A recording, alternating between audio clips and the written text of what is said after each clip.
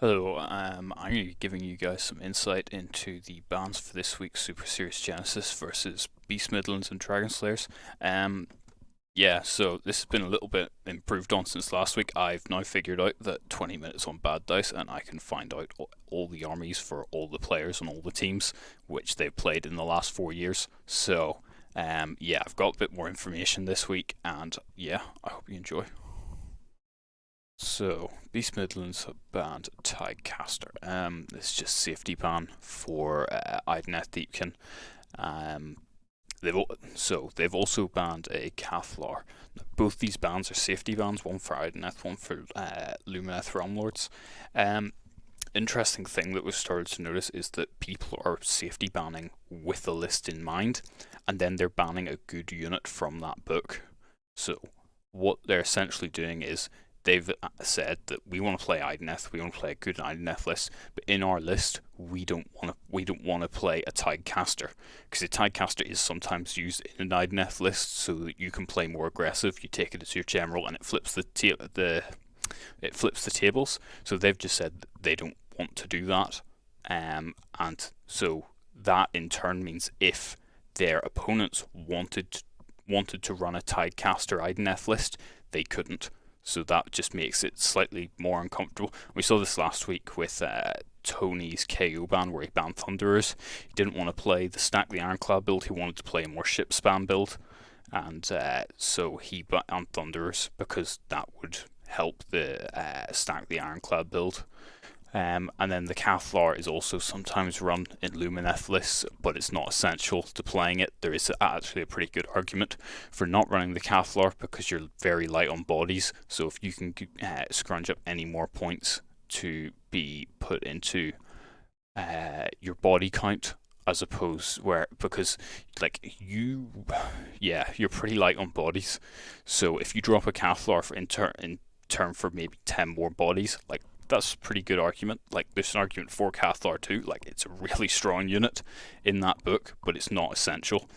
And I think it also means that if Dragon Slayers wanted to play a Cathlar Lumineth list in a Lumineth list, they couldn't, and it just makes their life a little bit more uncomfortable. Okay, so Beast Midlands have also banned Croak. Now I really hope that they don't think banning Croak makes this army unplayable because it really doesn't. The powerful thing in Seraphon is Skinks. So Croak's good, right? You see Croak in every list, right? Croak's not bad, but you just replace him with a Slam and 10 more Skinks. Like, and then, because the problem with Seraphon is that your Skinks output way too much damage.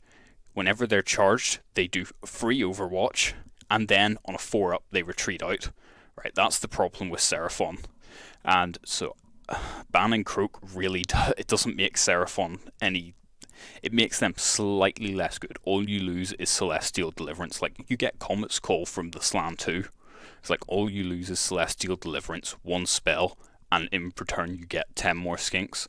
It's like Seraphon is still broken, but I really hope that Beast Midlands haven't banned Croak, think that Seraphon is unplayable, because it's not. If you wanted to make Seraphon unplayable, you ban Skinks, because Skinks aren't actually battle line, they're battle line if you ban Skinks, this army, it doesn't make the army bad, but it makes it more in line it makes the power level of the army more in line with the other meta armies. So yeah, that's my thoughts on that. Catacross, I don't know if you. So I'm pretty sure this is a targeted ban at one of the players on the Dragon Slayers. I don't think you'd be really too concerned if they played Ossiarch Bone Reapers. Yeah,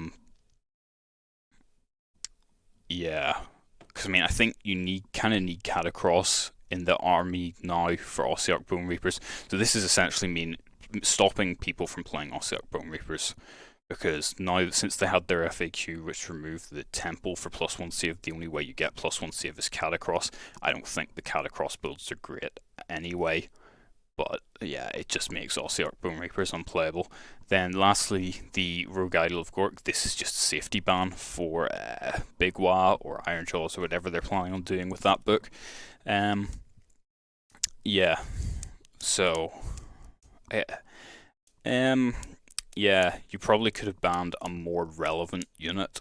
Like, I mean, if you're planning on, it depends what they were planning on playing, but I mean, it was kind of rushed. I think they planned to ban Be'lakor, but then instead, then they realized that Dragon Slayer has already banned a unit from Slaves to Darkness, and it was kind of rushed. But yeah, it's just a safety ban for Big Wat. Probably doesn't make too much of a difference what unit they actually banned. Okay, so then Dragon Slayers, they banned a, what is that? It's something on Magmadroth. Yeah, it's just a safety ban for Fire Slayers. I know Andy Hughes on the Dragon Slayers have been playing Fire Slayers a fair bit. Fire Slayers is also really good in a team environment. Yeah, I mean, it's not a ton to say about this one. Fire Slayers is a good army. Dragon Slayers have a good, competent Fire Slayer player, and yeah.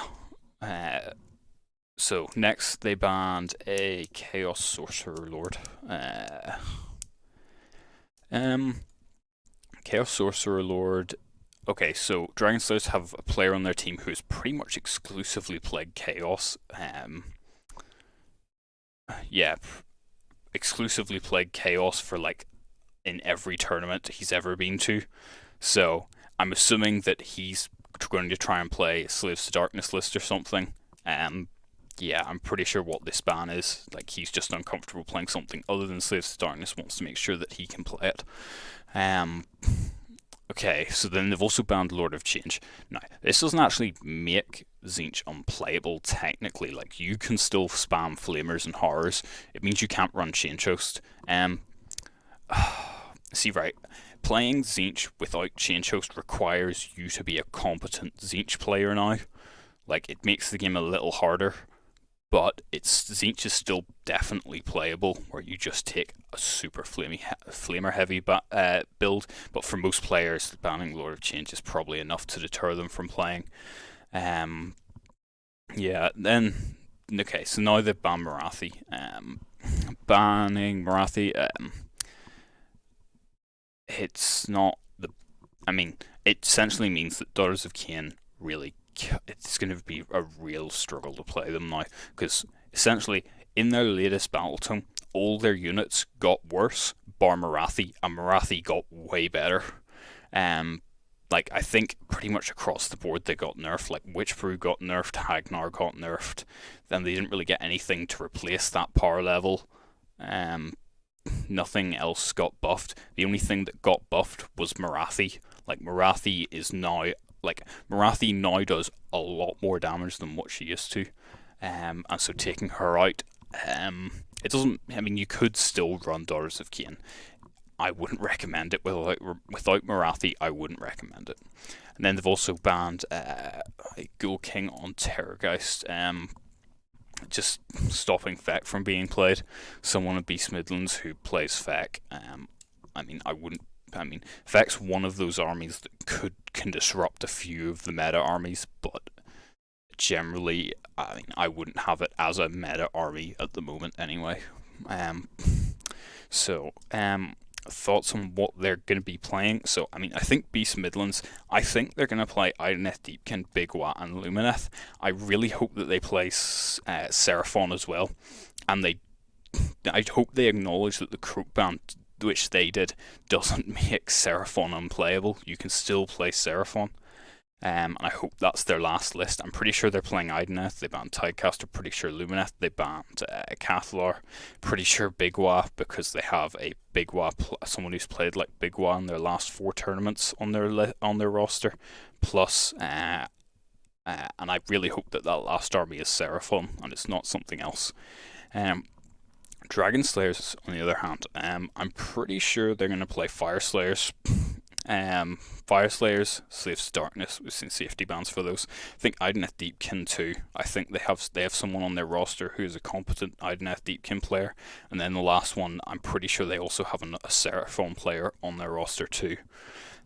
So I'm gonna predict all four for Dragon Slayers. I think it's Fire Slayers, Slaves to Darkness, Idoneth Deepkin, Seraphon. I don't think that's the best. I think Slaves to Darkness, you could replace it with a better army, but that's what I think they're going to bring though, because they banned the Chaos Sorcerer Lord. And yeah, that's just my thoughts on this weekend's bans between Beast Midlands and Dragon Slayers. I hope you enjoyed.